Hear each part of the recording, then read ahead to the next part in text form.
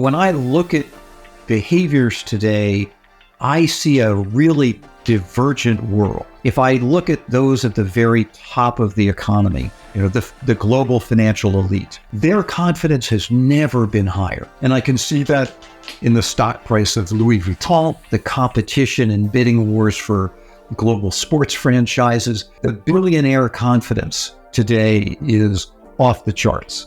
But there's a huge population, not only in the United States, but in many developed countries today, that feel left behind. Peter Atwater, author of the new book, The Confidence Map, Charting a Path from Chaos to Clarity. It is great to welcome you on the show. Peter, thank you so much for joining me today. Thank you so much for having me, Julia. Really Peter, good to see you.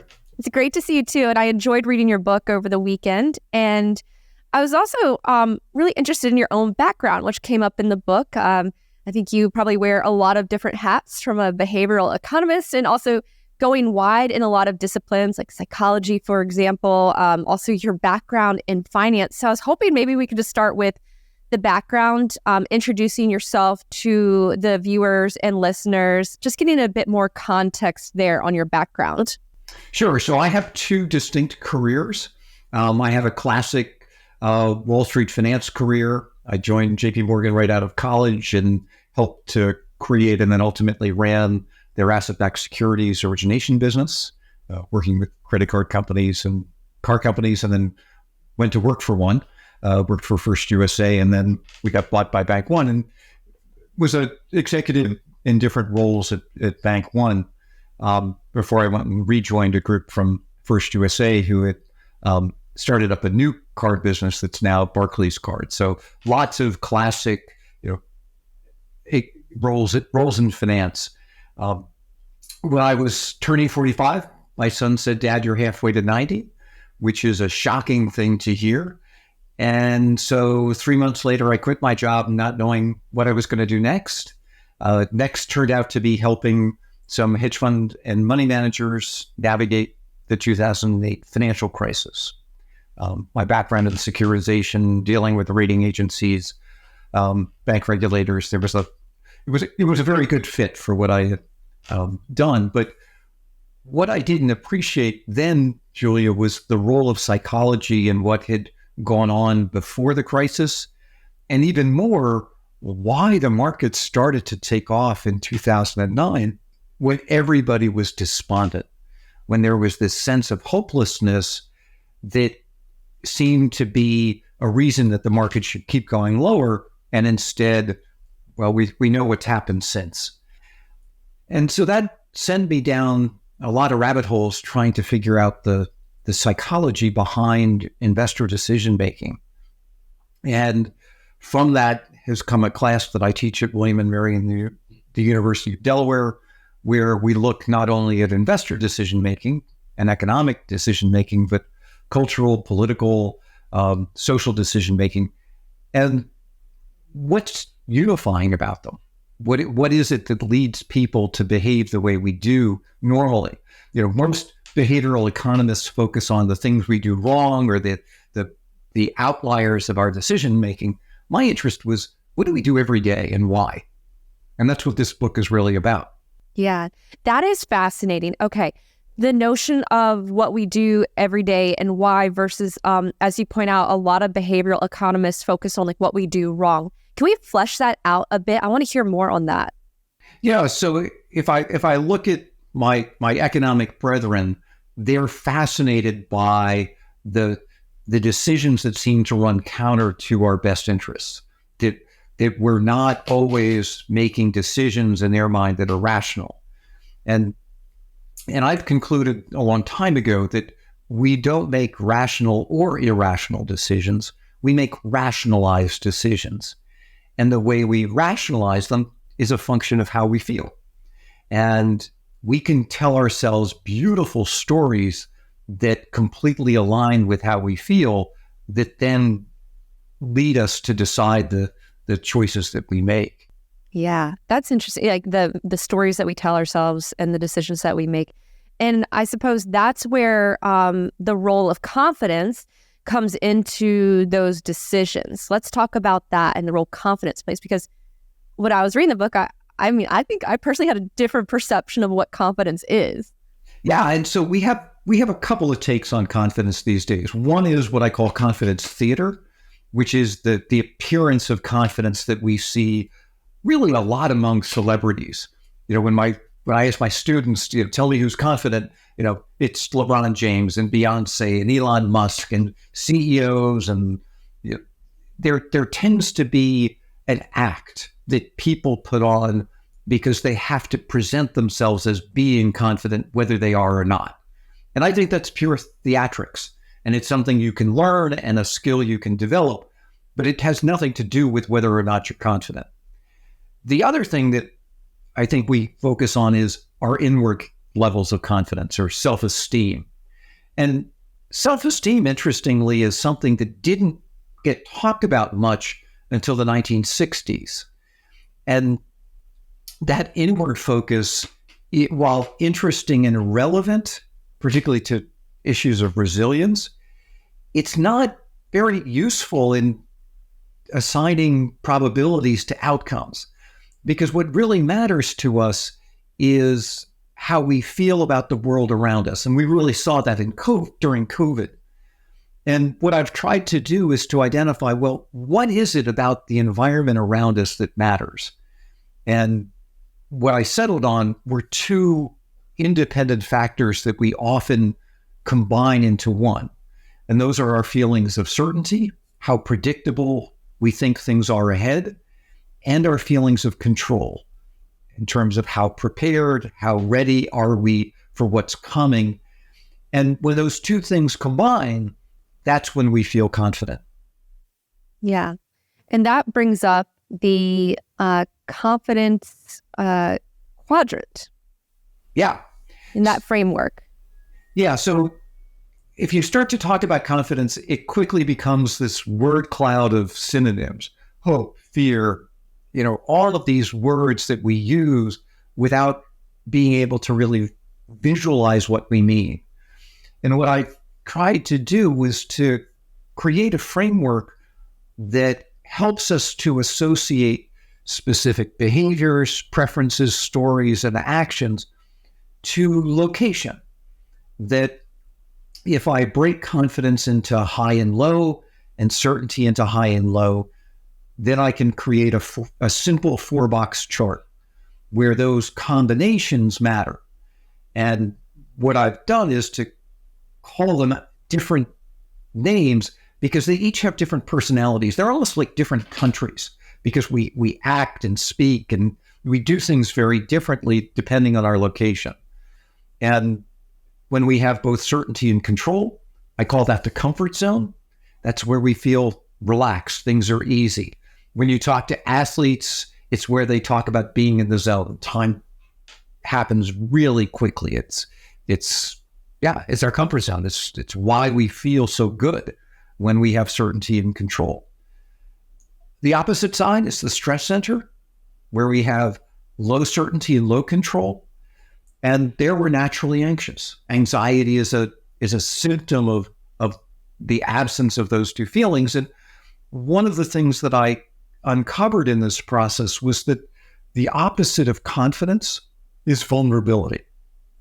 And when we don't feel confident, it's the vulnerability that's driving the choices that we make, which is why so often we see in the markets such impulsive and emotional behavior when people are worried about what's happening. The other two boxes we don't recognize easily if we think they exist at all. And that's where we have either certainty or control. We tend to think of those two variables as a buy one, get one free, that if you have one, you have the other. And if you've been in the back of a cab or on an airplane, you've experienced an environment where we have either, in this case, certainty, but no control. And what's interesting about that space is it can feel great in one moment and terrifying in the next. Environments of certainty but no control is what defines prison. And then the last box, which is the upper left box, is where we have control but no certainty. And I'd like to think of that as a rock climber about halfway up the cliff. And we have control, but we're not sure what's coming next. And that, again, can feel great when we're optimistic about our outcome. It can also feel terrifying. Interestingly, that's where we make all our financial decisions. Lending, borrowing, investing all happen in that box, even though we don't realize it. And that's the stress center box? That is the launchpad box. Oh, the launchpad box. Oh, where you have, okay, I'm looking at, okay. Where you have control but no certainty. Control, yes. I was looking at, I have the visual here. Yep. In the book. Okay, all right. So looking at that framework, how do you think about the application of it on the macro and also on the micro, on the individual level as well? So on a macro basis, how we feel gives us a sense of how America has, woke up and got out of bed. And that's really important as a backdrop to sort of the macro decisions that are made. I think it's really useful, when you look at the Conference Board or University of Michigan or Gallup information, that gives us a sense of how we feel. And those feelings have a big impact on our preferences. If I'm in the stress center, all I care about is me here and now. And so my choices are going to reflect that preference. I'm not going to travel. I'm not going to plan for the future. I may isolate myself. And I can see that in what I pick to do. A lot of the behaviors that we exhibit there are self-defeating. Companies get that way, and we sure saw that during COVID, where everything was about me here now. There was no consideration for the future. That's very different from what we see when confidence is very high. And there, that's an us everywhere forever mindset. And we see that in AI today. We saw it a couple of years ago in EVs and SPACs and all of this abstract possibility. And so there's a sense of abundance in one case and scarcity in the other. How that translates at an individual level is we all experience events differently. And I can begin to stack the ways that you might be vulnerable. And we saw this during the Arab Spring. If you make food expensive or unavailable, suddenly the decision-making of individuals and groups begin to feel very impulsive and emotional because the objective is to eliminate the vulnerability that's being experienced. We're naturally encoded to respond to intense vulnerability. Yeah.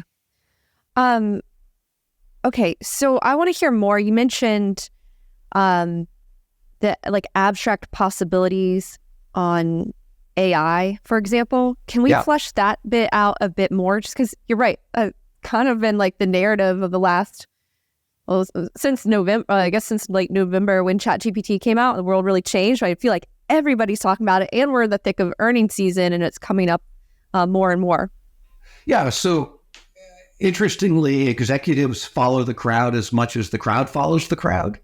And you can see, to your point, everybody has to be talking about AI as an executive, even as a policymaker. There's lots of attention being given to this. And that's a recognition of high confidence that we're interested in this futuristic technology. But what's been interesting about it, Julia, is who the crowd has picked to bet on in this surge versus 2.5 years ago, when the bets in crypto and the bets in EVs, those were startups. Those were wild fascinations of possibility. This is a much more tempered bet. If you look at those Magnificent Seven, these are well-tested thoroughbreds. These are the companies that the crowd has the most confidence in. And I think there's a real unappreciated difference between how we felt 2.5 years ago versus how we feel today. Behind the indices being at record levels, I think there's a sense of caution that the crowd doesn't see, but could be very important to behavior ahead. That's interesting too. So on the on the quadrant, then, so is that we're in the launch pad phase right now?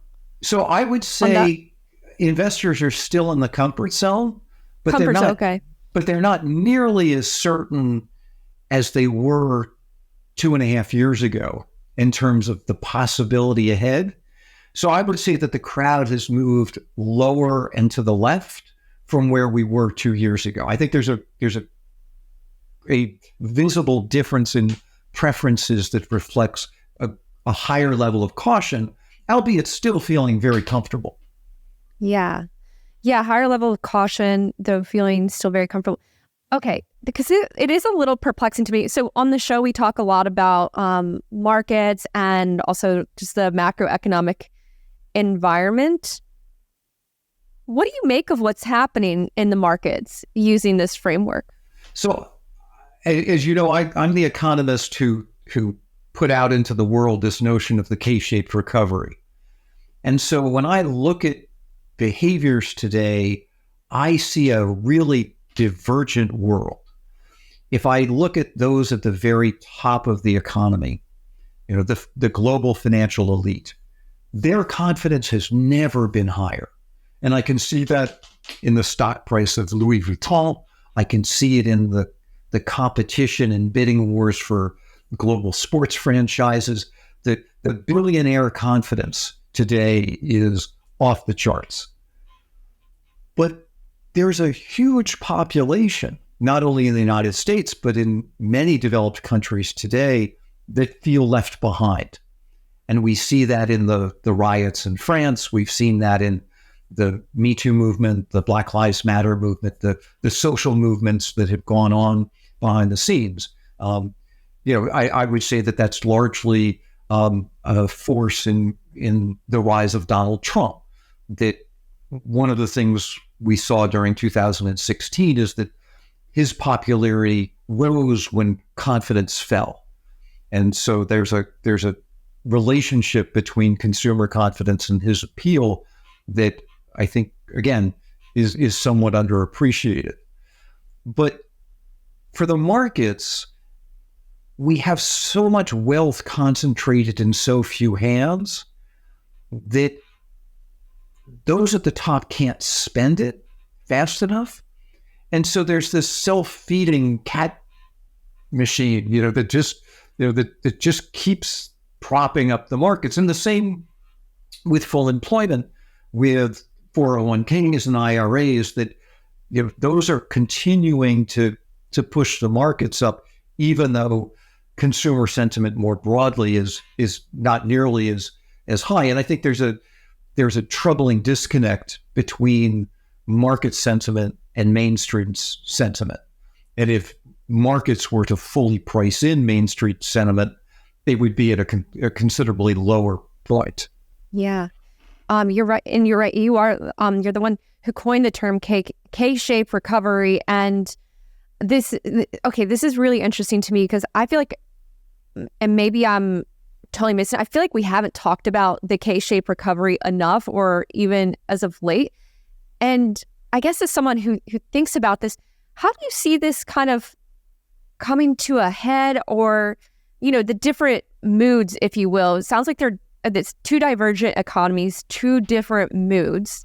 How do you think about those factors? So I think it's not just two different moods, but two different sets of preferences. Those at the top are focused on the future and possibility. Look at the fascination with space and space tourism, and even what we've seen with the Titanic disaster. This extreme tourism is indicative of extraordinary confidence among those at the top. The problem is that what those at the top want is in complete opposition to what those at the bottom want. If I'm in me here now mode, I don't care about the future. I want my vulnerability addressed now. And so there's another aspect, which is when our confidence is low, we acquire zero-sum thinking, where I believe I have lost and you have somehow gained at my expense. And so I can foresee an environment where the crowd gets very angry at those at the top, and that there's very open hostility that is a function of this preference divide, where those at the top are made to feel as vulnerable as those at the bottom have felt.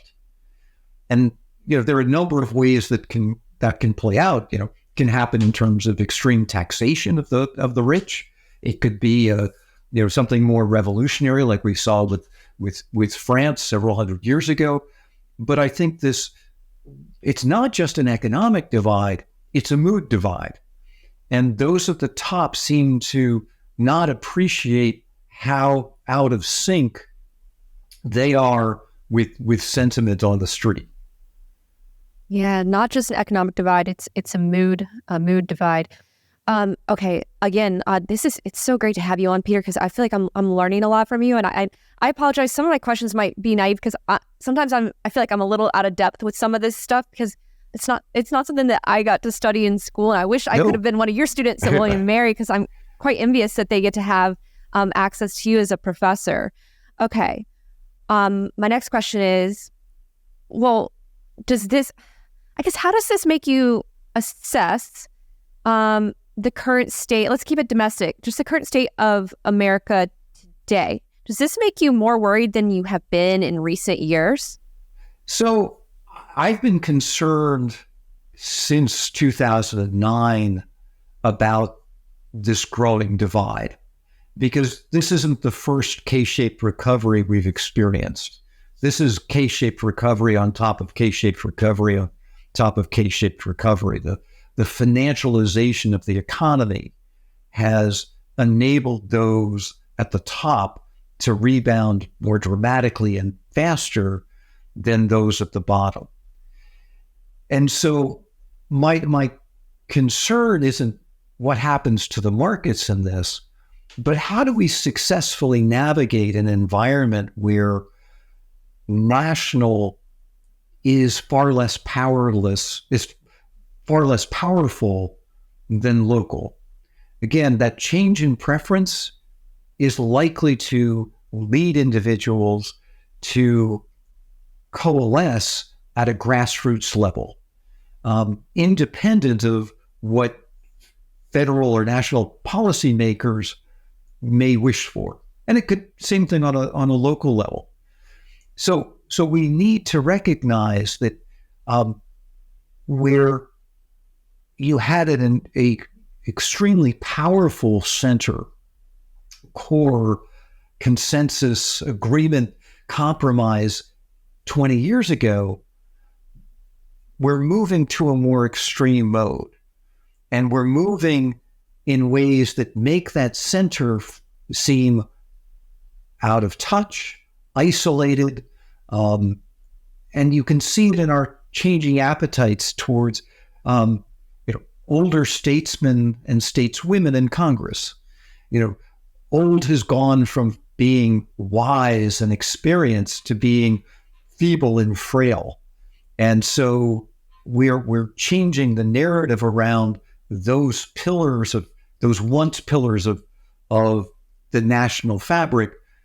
And you're seeing a lot less interest in promoting the center. And you see it in the rise in very aggressive governors and local politicians. There's, whether you call it secession or not, there's a growing independence at a local level. And that's indicative of the mood experience that we're going through. Again, that me here now mindset. Yeah. One of the other things that came up this came up in the book too, because you were sharing about the class that you teach at William & Mary, and you all were using this framework too, and understanding like how elections might play out. And I believe this is 2016. Yeah. Where the class using the framework, you all saw that if the economy or the sentiment around the economy stays a certain way, it's going to be a Trump victory. Can we hear more on that? And then it sounds to me like the framework helps you understand like how things play out or why they play out, because I do know even the financial crisis, you saw how that was going to play out as well. Yeah. So during 2016, we look at consumer confidence every day, every week in class. And the mindset is, so what's getting better or worse based on our levels of confidence?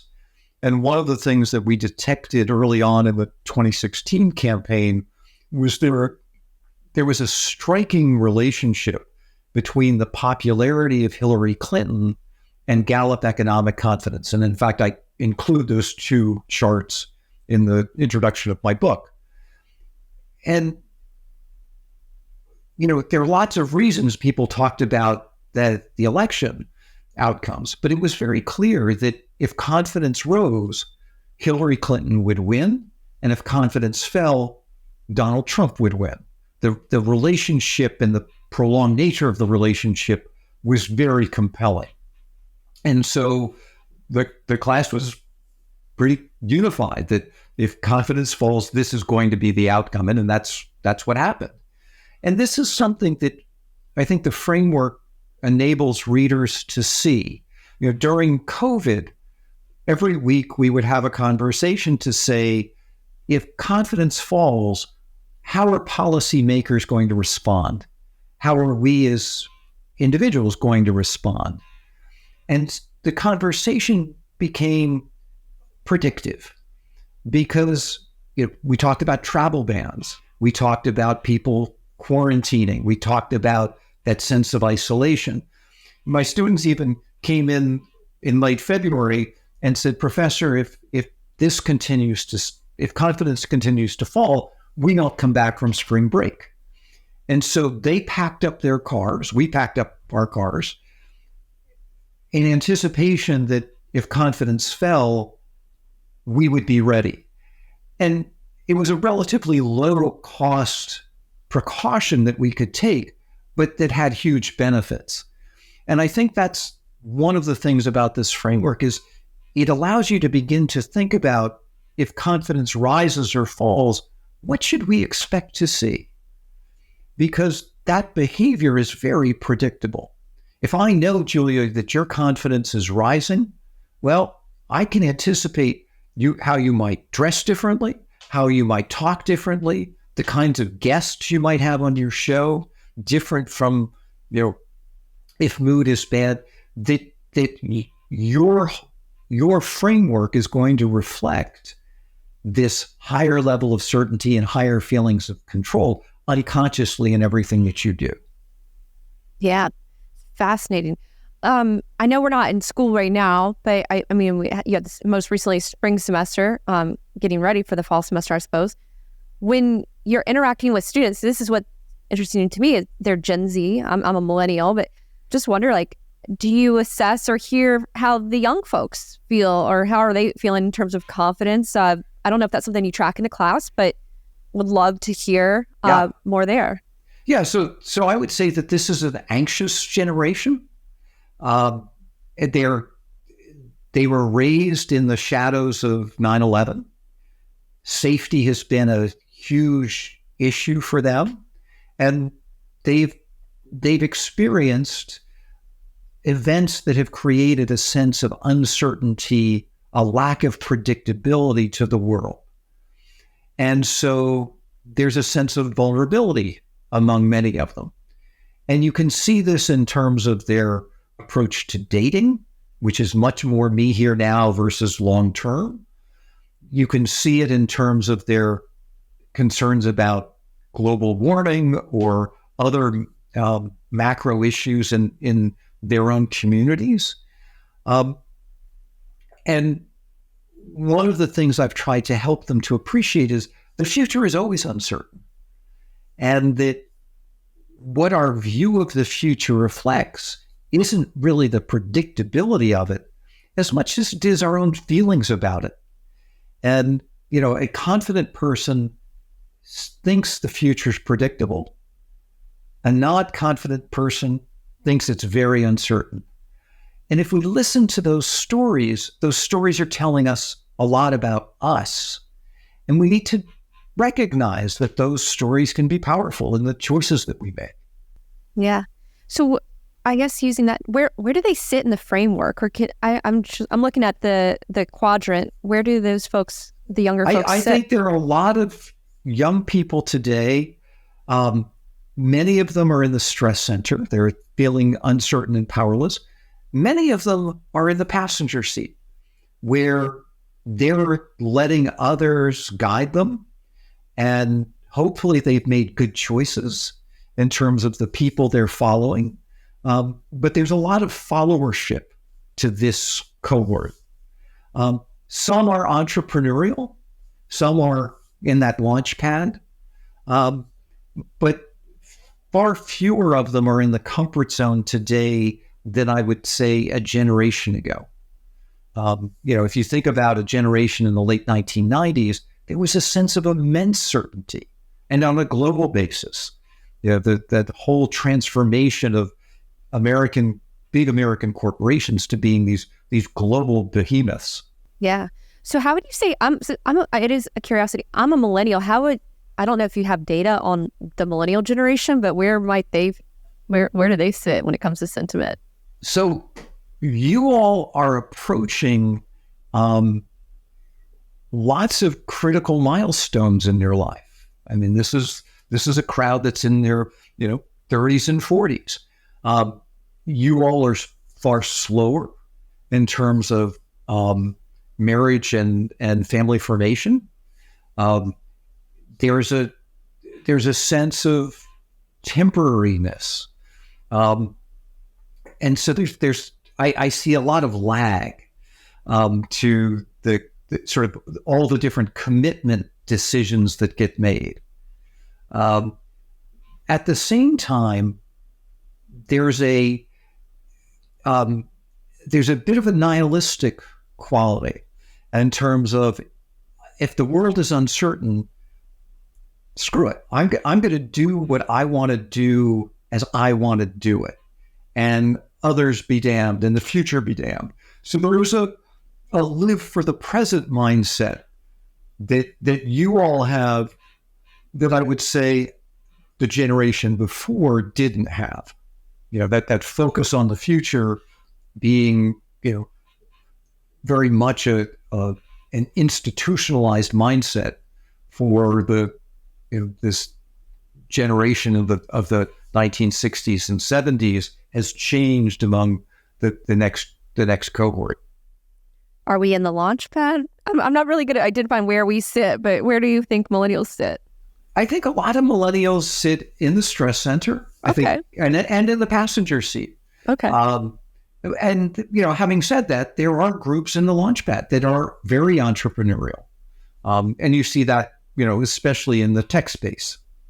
Is there an ideal one that you want to sit in within the quadrant, or you want to try to be in? Or I don't know if it even makes sense to try to be in, but is there an ideal quadrant? If there's an ideal location, it's towards the center. Okay. Because at extremes in confidence, we're likely to make very bad decisions. We're going to not take enough risk at the lows and take too much risk at the high. But one of the things that I emphasize with my students is, rather than trying to keep ourselves stably in one place, is to appreciate that real life moves us around. That an airplane ride can put us in all of those boxes. And we need to be resilient to accept that that's part of life, that real life puts us in the stress center sometimes. And I see this with organizations, and I see this with individuals. There's such an emphasis on staying out of the stress center, crisis prevention, as opposed to, how about, rather than crisis prevention, how about crisis preparation? Let's recognize that you're going to have these crises, and crisis is a natural part of life. Pipes are going to burst in your basement. So you need to be thinking about, how are you going to respond to crises? And what crises can you handle on your own? What crises do you need to be trained and skilled for? And what crises do you need to know to call in an expert, to call in help? And this is something that I don't think we spend enough time on on an individual level, and we feel immensely surprised when they happen. And rather than saying, oh, no, this was going to happen, and I should have been ready for it. Yeah. And that's one of the big findings I found with first responders and emergency room doctors. And they're in the business of managing crises every day, and it's all about the preparation. I think that's one thing that is interesting about your book too. You do a lot of case studies too on this, and so it's applicable for like so many different folks as well. Just kind of like having that as a framework, maybe a bit of a mental model as well, and it is eye opening. I do want to bring up some other topics with you around sentiments. One of the things I really like about following you on Twitter is sometimes you'll point out various, there might be a sentiment indicator in here or one in there. One that came up in the book that was interesting to me was the music and how music reflects the mood. I want to hear more on that. Yeah, so I always start my semester talking about music and asking students to go back in time and look at specific years and what was the music that was playing, its speed, its lyrics, its, was it major, minor, what was going on in it, who was performing it? And there are extraordinary associations between music and the markets. There's been wonderful research done, and I've got lots of footnotes in the book that highlight that research. And we forget that extremes in market are mirrored by extreme, almost bubblegummy music that's around us.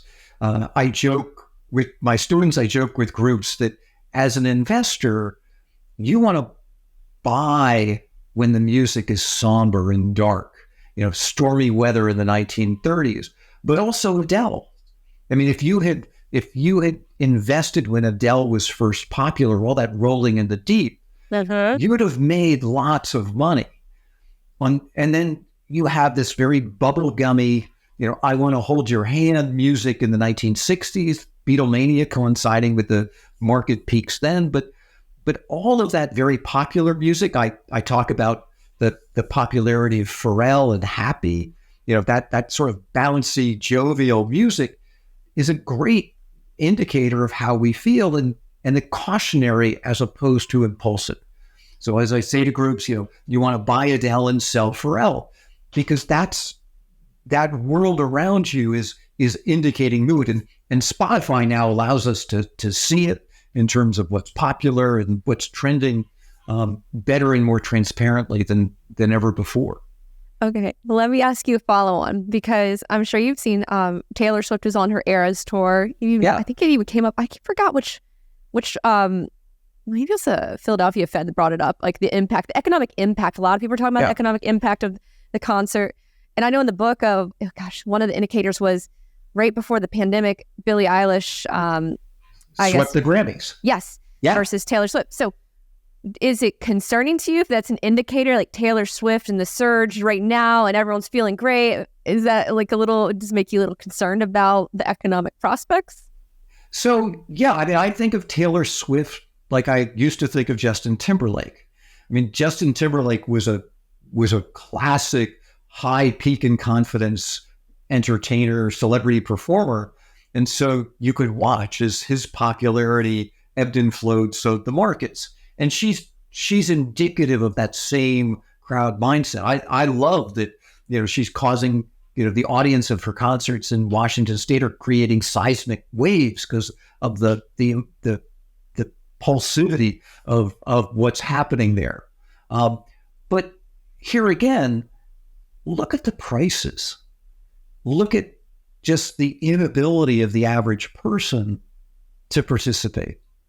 This is a phenomenon that is being, paid for by those at the top, and so there's underlying this. There's a class divide when you're asking people to pay $300, $400, $500 a ticket that I think is unappreciated.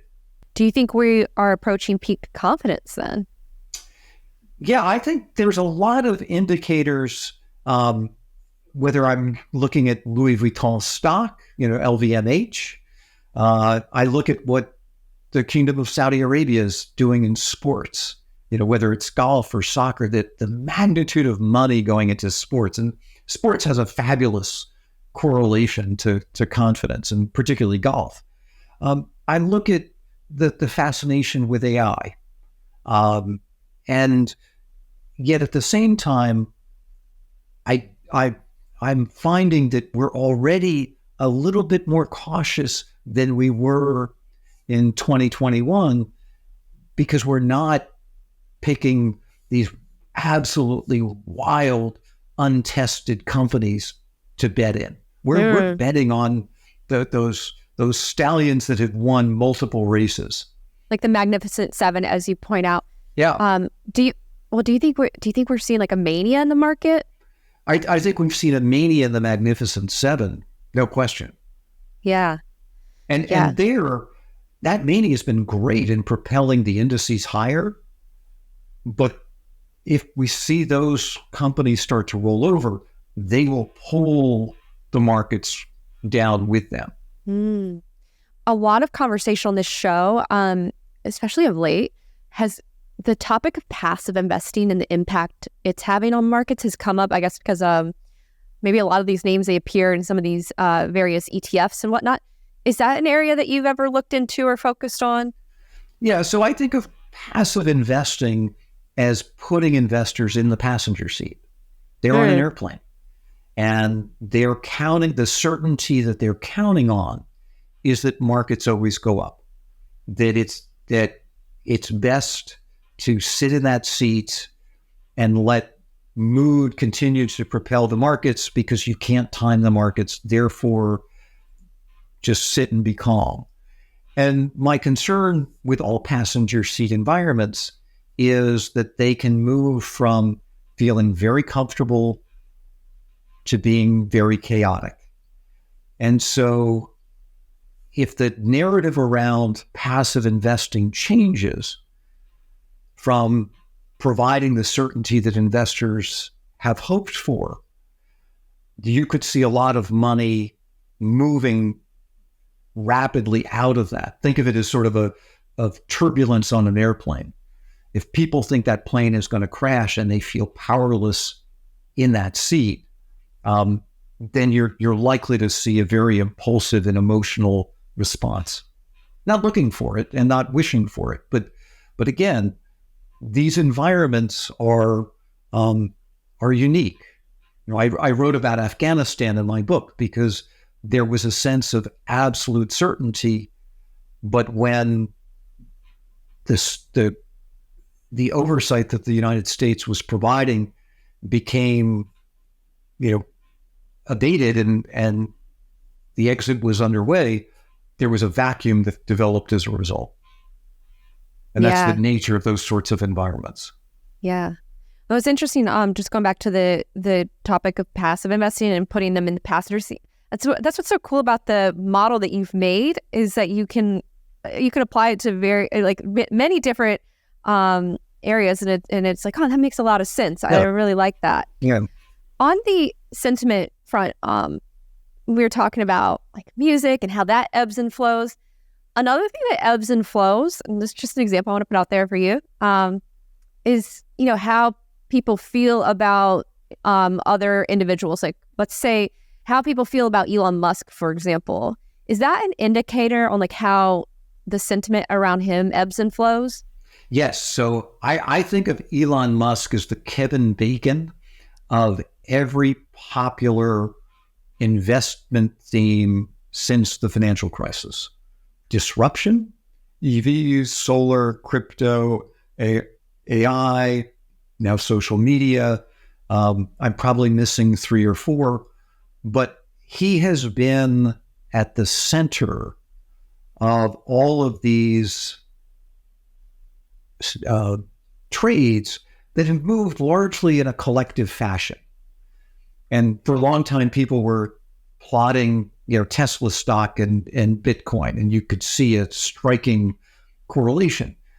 And so Elon Musk has become symbolic. He is a symbol of all of these. And so as our sentiment and appetite towards possibility changes, he is going to be a beneficiary or a victim of that. And you really started to see that late last year when he became a victim of falling sentiment. He's benefited from a rebound in sentiment. And should sentiment roll over, he will suffer the consequences of that. One of the things that I think is notable with him is he was a cultural phenomenon in early 2021. Man of the Year in terms of Time Magazine, business leader on the stage of Saturday Night Live. Those are all indicators of an extreme in sentiment, that potentially marked the top for Elon Musk. And if that's the case, then what we may see is a further rolling over of our mood, not only towards him, but all of the things that associated with him. On the other hand, if confidence rises further from here, he and all of those phenomena should benefit as one. To me, there is what I think of as the Elon tree. It's all of this fascinating possibility, space, EVs, solar, crypto. They move psychologically as one in our heads. Yeah, it's just like, it is fascinating. What does it kind of tell you, like right now? What is that kind of indicator signaling to you right now?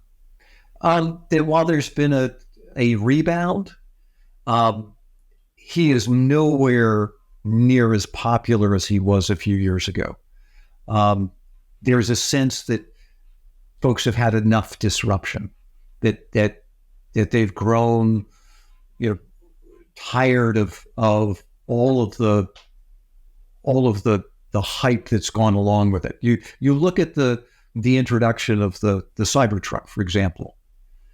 It was much more popular as a concept than it is as a reality today. How about how much of it do you think is the impact that the media might have and the narratives that come from the media? So I think of the media as being a mirror of mood, particularly today.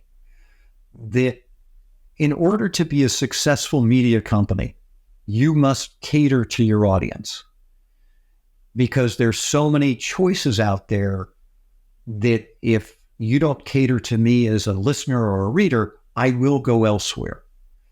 So I think the media feels an enormous imperative to match the mood of their audience.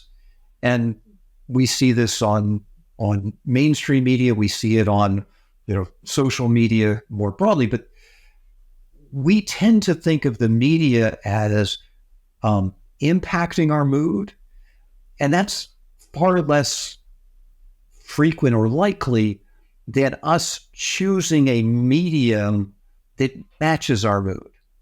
I'm going to watch you because you resonate with me. You are relevant to me. And if you don't, I will go elsewhere.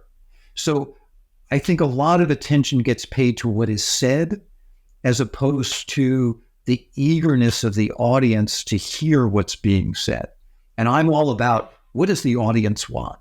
Every morning I'm reading the paper and watching the news to see what are we feeding the crowd, because that's telling me what the crowd wants most. That's fascinating. Media is like a mirror. How about, and I definitely don't have any sort of data or stats, but are you noticing trends on the decline and more of the traditional outlets, if you will, more people not going there, how that is reflective of the mood as well? Yeah. So when the mood is high, we were very comfortable going to mainstream media, sort of the 3-channel, NBC, ABC, CBS, we cluster to the middle. As confidence falls, we go further and further into our echo chambers. And those echo chambers become more and more extreme, more and more individualized, and less fluid in what they include.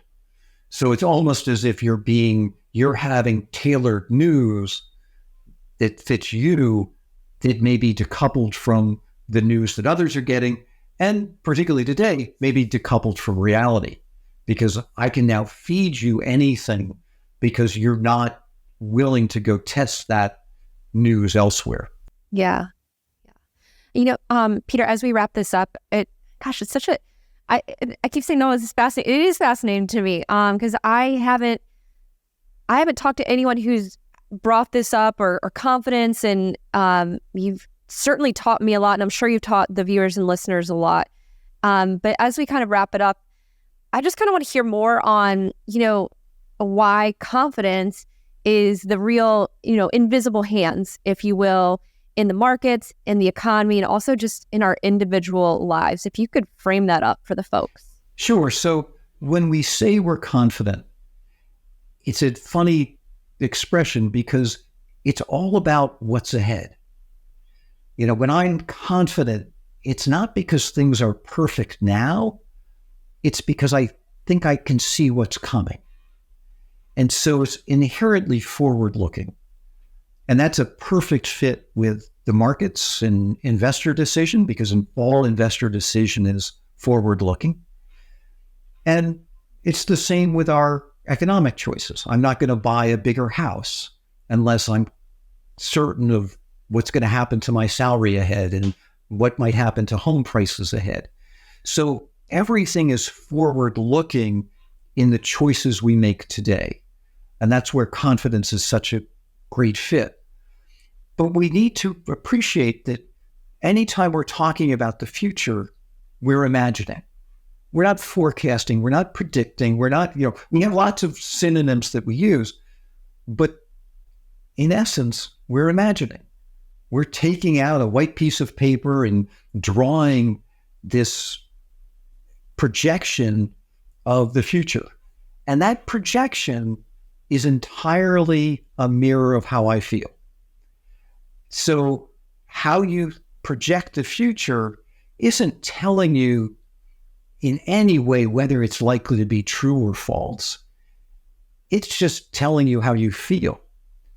And so we need to be very, very careful when we can only imagine one outcome, that things are going to be horrible or things are going to be beautiful, because that's when we make our worst choices.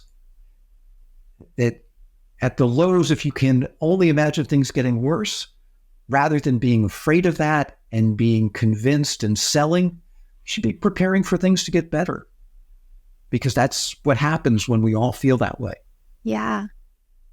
When you mentioned it's a mirror of how you feel, I can tell you just kind of anecdotally or maybe a bit personally, I kept on feeling like, oh my gosh, we're going to have a recession, because everybody I'm talking to is saying, the recession's coming.